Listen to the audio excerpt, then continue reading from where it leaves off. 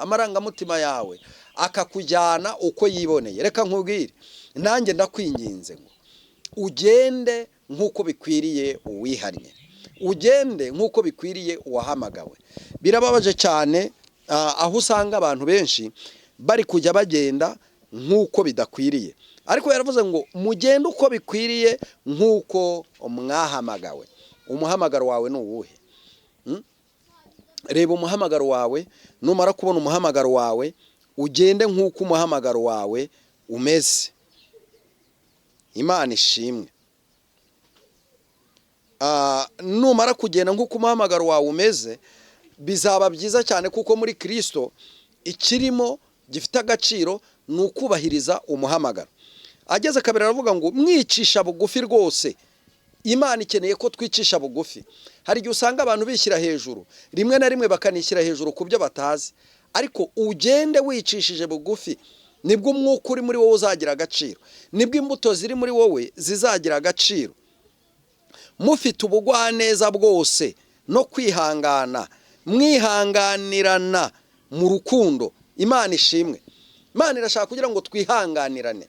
Ugasanga komite nyobozi ihora ishwana, ugasanga korale ihora ishwana, ugasanga mu rugo uhora ushwana. Ariko uyu munsi iyi mpuguro ya Pawulo yandikiye itorero ry'Abefese, aravuze ngo mwihanganirane, mwirinde gushwana, mwirinde amacakubiri, mwirinde kutavuga rumwe, ahubwo mushimishwe no kubaho muvuga rumwe, mukundana, mufite urukundo ngurwari muri Kristo Yesu.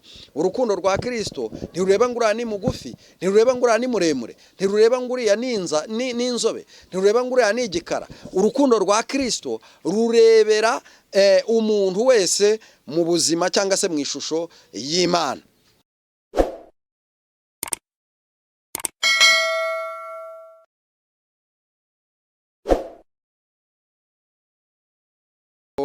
Uyu munsi ndashima Imana yuko twongeye kubana kugira ngo tubashe kuganira, kandi tuganire ku byubaka ubugingo cyangwa se ku byubaka umurimo w'Imana. Imana y'amahoro rero ibahereze umugisha. Reka dusenge Imana. Mana nziza, turagushimiye kubw'ubuntu bwawe ndetse n'ubutware. Turakwinginze kugira ngo uyu mwanya wohereze umwuka wawe wera abane natwe. Dusabiye umugisha abadukurikiye mu izina rya Yesu. Amen. Hanyuma ndabaramukije mu kivandimwe cyangwa se mu gikristo, mvuga ngo umwami Yesu Kristo nashimwe. Aho waba uherereye hose, yenda ushobora kudukurikiye atari nako indamukanyo yanyu ivuga, ariko ndibaza neza, ndashidikanya ko umubare nyamwinshi mu Rwanda baravuga ati Kristo Yesu akuzwe, abandi bakavuga ati Yesu nashimwe. Izo nizo ndamukanyo nzi, ibindi byose ntabwo mbizi. Maze iminsi nitegereza nkareba, ngasanga muri iki gihe turimo ikintu cyitwa gukizwa cyangwa se agakiza, akenshi abantu bagenda barushirizaho kugatera umugongo. Abandi bakagenda bahindukira, abandi bagakora ibintu bitandukanye nuko bahamagawe, cyangwa se bagakora ibisa n'ibitesha agaciro ubugingo bubarimo, cyangwa se ibitesha agaciro umwami Imana cyangwa se ubwami bw'Imana. Kandi ugasanga rimwe na rimwe ni babandi bahamagawe cyangwa se bahamagariwe, bakijijwe, bakiriye agakiza. Ubundi agakiza iyo kageze mu muntu kaba gakwiye kumuhindura, kandi agakiza niko kaduhindura, kakatugira abana b'Imana, kakadukura mu bubata bwa Satani, kakatugira abana b'Imana. Iyo rero twamaze kuva mu bubata bwa Satani, ntabwo tuba tukiri abo kwa Satani, kuko ukora ibyaha aba ari uwa Satani. Buryo uzasanga kenshi abantu bakora ibyaha nyine ari nkabyo baba bariyemeje, batagira parido. Abahanga abacumugani bajya bavuga ngo wajya kukumva ngo uriya ngo ntagira ikiruhuko, ngo ni nka Satani. Ni ukuvuga ngo rero kwa Satani ho ntabwo baruhuka, ariko ujya kumva umuntu usenga yageze igihe cyo kwiha akaruhuko, ugasanga ntagikora amasengesho yo kwiriza ubusa, ugasanga nta kizera, ntakizera ko Imana ishobora kumukiza uburwayi, ntakizera ko Imana ishobora guhindura amateka y'ubuzima bwe, ntakizera ko Imana ishobora kumuhereza imibereho mishya cyangwa se ubundi buzima bushya. Ariko naje gusanga kubana na Kristo ni uko ugomba kubana nawe wizera, kandi ukizera ko ibyo wasezeranye cyangwa se ibyo yagusezeranije byose bizasohora. Iyo rero ubaye mu buzima bwo kwizera, uhorana umucyo, uhorana umunezero, uhorana mbese ibyiringiro bidasanzwe, kuko ubuzi neza ko byanze bikunze Imana hari ikizagukorera cyangwa se hari ikizahindura ku buzima bwawe. Ntabwo ubona abandi barira ngo nawe urire, ntabwo ubona abandi bavuga ngo biracitse ngo nawe uvuge ngo biracitse, kubera yuko uba ufite ukwizera kubyo wasezeranye n'Umwami Imana bizasohora. Ariko bisohora mu gihe ugendera mu kuri. Bibiliya iravuga ngo ukuri, nimumenya ukuri niko kuzaba batura, kandi uko kuri niko kuzabagira abo mugomba kubabo. Ntabwo akenshi abantu baba mu kinyoma, ariko birangira n'ubundi banavuze bati twabaye mu kinyoma, ntacyo cyatumariye. Abandi ugasanga bari mu bikorwa bitari byiza, mbese barimo barakorera mu ngeso mbi cyangwa se muri kamere, ariko igihe kikagera ukavuga bati za kamere ntacyo zatumariye. Hari abamenya ukuri bageze mu zabukuru, hari abamenya ukuri bakiri batoya, hari n'abamenya ukuri babanje kurota. Ibyo ngibyo dukunda kubibona. Yarangiza akavuga ati koko nsanze narindi mu bihe by'ibinyoma. Uyu munsi rero ndi hano nkubwira ngo nimba uzi kuri mu bihe by'ibinyoma, kuko ibihe by'ibinyoma nyine urabimenya, kandi n'ibihe by'ukuri ukabimenya. Iyo uyoborwa n'umwuka, iyo uyoborwa n'umwuka w'ishyari, cyangwa ukayoborwa n'umwuka w'ubugome cyangwa w'ubugambanyi, ugasanga muri kampani ukoreramo ni wowe ubangamira abantu bose.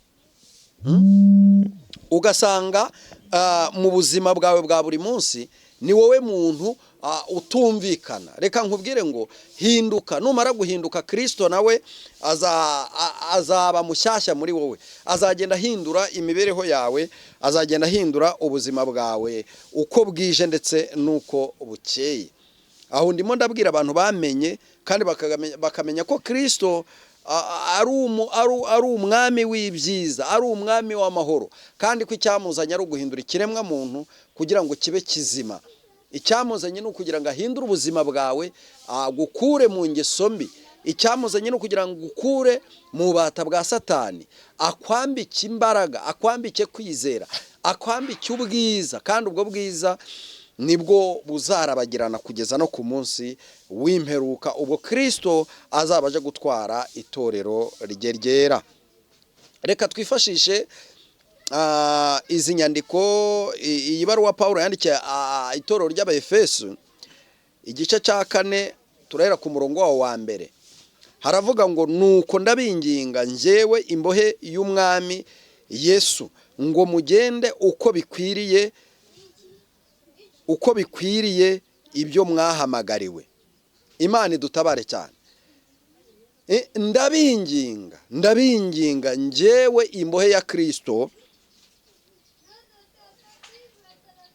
ngo mugende uko bikwiriye ibyo mwahamagariwe.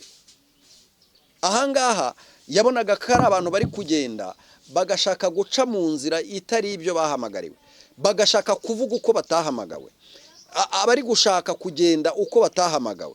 Ariko aravuga ngo ndabinginga mwongere mwikebuke murebe, mutekereze uko mwahamagawe. Hari uwahamagawe aririmba, yongera aririmbe mu kuri no mu mwuka. Uwahamagawe ahanura, nawe yongera ahanure mu kuri no mu mwuka. Uwahamagariwe kuba umwepiskopi, nawe abikore mu buryo bukwiriye. Uwahamagariwe kuba pastori, nawe agende nk'umupastori. Hari abantu benshi cyane bashaka kugenda uko batahamagawe. Abo ni b'Imana ibwira, abo ni b'Imana ifitanye ikibazo. Kera wagiraga urukundo, ubu nta rukundo ukigira. Kera wagiraga ubugwaneza, ubu nta bugwaneza ukigira. Kera wayoboraga umukumbi w'Imana neza, utarebeye ku marangamutima, ariko uyu munsi uri kujya utwarwa n'amarangamutima. Amarangamutima yawe akakujyana uko yiboneye. Reka nkubwire, nanjye ndakwinginze ngo ugende nk'uko bikwiriye uwihannye, ugende nk'uko bikwiriye uwahamagawe. Birababaje cyane aho usanga abantu benshi bari kujya bagenda nk'uko bidakwiriye. ariko yaravuze ngo mugende uko bikwiriye nk'uko mwahamagawe. Umuhamagaro wawe ni uwuhe? Reba umuhamagaro wawe, numara kubona umuhamagaro wawe ugende nk'uko umuhamagaro wawe umeze. Imana ishimwe. Numara kugenda nk'uko umuhamagaro wawe umeze, bizaba byiza cyane kuko muri Kristo ikirimo gifite agaciro ni ukubahiriza umuhamagaro. Ageze kabiri aravuga ngo mwicisha bugufi rwose. Imana ikeneye ko twicisha bugufi. Hari igihe usanga abantu bishyira hejuru, rimwe na rimwe bakanishyira hejuru ku byo batazi, ariko ugende wicishije bugufi, nibwo umwuka uri muri wowe uzagira agaciro, nibwo imbuto ziri muri wowe zizagira agaciro. Mufite ubugwaneza bwose no kwihangana, mwihanganirana mu rukundo. Imana ishimwe. Imana irashaka kugira ngo twihanganirane. Ugasanga komite nyobozi ihora ishwana, ugasanga korale ihora ishwana, ugasanga mu rugo uhora ushwana. Ariko uyu munsi iyi mpuguro ya Pawulo yandikiye itorero ry'Abefese, aravuze ngo mwihanganirane, mwirinde gushwana, mwirinde amacakubiri, mwirinde kutavuga rumwe, ahubwo mushimishwe no kubaho muvuga rumwe, mukundana, mufite urukundo ngurwari muri Kristo Yesu. Urukundo rwa Kristo ntirureba ngura ni mugufi, ntirureba ngura ni muremure, ntirureba nguriya n'inzobe, ntirureba nguriya ni igikara. Urukundo rwa Kristo rurebera umuntu wese mu buzima cyangwa se mu ishusho y'Imana. Mukundane rwose. Imana ishimwe. Ariko ngo mwicisha bugufi, mufite ubugwaneza. Imana ikeneye ko abantu bagira ubugwaneza. Kora umurimo w'Imana ufite ubugwaneza. Tura ku musozi ufite ubugwaneza. Tura mu rugo rwawe uri umugwaneza. Wirinde kugira umutima mubi. Hari igihe usanga abantu bafite umutima mubi, uretse ko ubu ngubu dufite ikibazo kuko abantu benshi baratewe, bafite umutima mubi kurenza n'uw'inyamaswa. Inyamaswa zifite urukundo kurenza abantu. Inyamaswa ziraganira kurenza abantu. Ariko ahangaha nawe yari yamaze kubona ko bamaze gutakaza. Nta mutima w'ubugwaneza bari bagifite. No kwihanganirana ni ikibazo. Aho kugira ngo umuntu akwihanganire, ajya gushiduka yagukoreye ikintu kibi. Ariko ibyo ngibyo Imana yarabibonye, isanga bidakwiriye abihannye. Gatatu, mugire umwete wo gukomeresha ubumwe bw'umwuka umurunga w'amahoro. Imana ishimwe. Mugire umwete wo gukomeresha ubumwe umurunga. Dufatane mu nda, dusengerane. Numenye ko mugenzi wawe yagize ibibazo, musengere, ureke kumwishima hejuru. Numenye intambara zaje kuri mwene so, musengere. Nubona mugenzi wawe hari ibyo agerageza gukora bikanga, musengere. Kuko Kristo arashaka ko tugira umurunga, ariko tukawukomeresha ubumwe bw'urukundo muri Kristo Yesu. Tugeze mu bihe bigoye. Mu kanya nari ndimo ndararanganya amaso ndeba uyu mwana w'umukobwa wamenyekanye mu kuririmba indirimbo zo kuramya no guhimbaza Imana witwa Dorokasi, aho afite ubukwe ejo bundi ku itariki 5. Ariko ndababazwa cyane no kujya kubona ukabona abitwa ko ari abahanuzi cyangwa se ari abavuga butumwa, nibo ba mbere bamuca intege, bati urugo nta ruhari. Ukibaza se nimba bavuga ko urugo nta ruhari, kuki batagaragaza uruhari urwarirwo? Ese we ntiyaremewe kurongorwa? Ni ukubera iki amacakubiri cyangwa se gucana intege kwamaze kuba kwinshi mu bakozi b'Imana? Ugize ngo atere intambwe, ubuhanuzi bw'urucantege buraza. Ese ko twabonye ko yafatiwe irembo, agasabwa, agaca mu rukiko, abantu bagahaguruka bakavuga, ariko n'uyu munsi bakaba bakivuga kandi itariki y'ubukwe yageze. Ntabwo mubona ko itorero ry'Imana cyangwa se abakozi b'Imana bamaze kwinjirirwa? Icyabo ni ugusenya, icyabo ni ugusenyana, icyabo ni ugucana intege. Mbese urukundo rwabaye ruke ku buryo tugeze mu gihe utakwifuza kubana n'umuntu witwa ko ari uw'Imana cyangwa se uwakijijwe. Kubera iki? arasanga wubaka inzu ati ntazayuzuza, aho kugira ngo agukomeze aguhe n'umusada. Aragusanga ucuruza ati uriya ntabwo azunguka, aho kugira ngo agukomeze anagufashe gusenga kugira ngo nawe utungwe n'imirimo y'amaboko yawe. Mbese turi mu isi, icyari isi y'umwuka cyahindutse isi y'amatiku, isi yo gucana intege, isi y'urwangano, isi mbese bitandukanye nuko kera byahoze. Ariko ngo abakera bafatanaga mu nda, bagasangira ibyo bafite, bagasengerana, bagakundana, bakubaka umurimo w'Imana bafite urukundo nta kindi barebyeho. Turava he tukajya he bene data? Ngo ariko ndabinginga mugire urukundo, ngo kandi imirimo yanyu muyifatisha umugozi w'umurunga.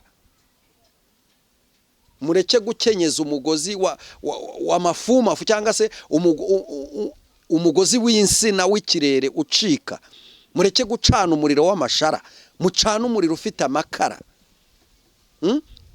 Mubohe umurunga ukomeye cyane. Mugire urukundo nk'urwari muri Kristo Yesu. Mubane neza mu mahoro, mukundane, mushyigikirane, mwubakane, mureke gusenyana. Icyo nicyo Kristo ashaka. Ariko birababaza kubona noneho abo twita ko ari abapagane bafatana mu nda, bakaboha umurunga, bagakomezanya, bakagendana, bakabana mu mahoro, bakabwizanya ukuri nk'ibibari mu mutima. Ariko uyu munsi ujya kureba ugasanga abari mu murimo w'Imana cyangwa se abagakwiye gukomeza umurimo nibo bantu bari gusenyana. Reka nkubwire ngo Dorokasi uzagira ubukwe bwiza. Vestina uzagira ubukwe bwiza. Kandi urugo rwawe ruzakomere, ruzaburwa amata n'ubuki, ruzaba urugo rwifuzwa, ruzaba urugo rugendwa n'abashyitsi, kandi uzabyare hungu na kobwa. Ngereho mu baguca intege ntabwo ndimo, ariko mbabazwa cyane nuko abakozi b'Imana bakomeza gucana intege. Data wo mu ijuru nabahereza umugisha rero, kandi Imana amahoro ibagirire neza. Ni byiza ko dukwiye kugendera ku mpanuro, kandi izi mpanuro zizatugeza kure. Nta kindi twasomye ni Bibiliya. Ndabinginga mukundane, ndabinginga mugire ubumwe, ndabinginga mufatane mu nda, ndabinginga mureke gusenyana, ahubwo musengerane. Data wo mu ijuru abagirire neza. Reka dusenge Imana. Mu izina rya Yesu, urakoze ko wabanye natwe, ukomeze kudushyigikira kandi ukomeze kuduhereza urukundo. Inyamaswa zireke kuturusha urukundo, abapagani bareke kuturusha urukundo, ahubwo ushyigikira itorero ryawe, urushishikara uryohereza mu Mwuka Wera, kandi urukundo rwagukire muri twebwe, uduhe gufatana mu nda no gushyigikirana mu izina rya Yesu. Amen.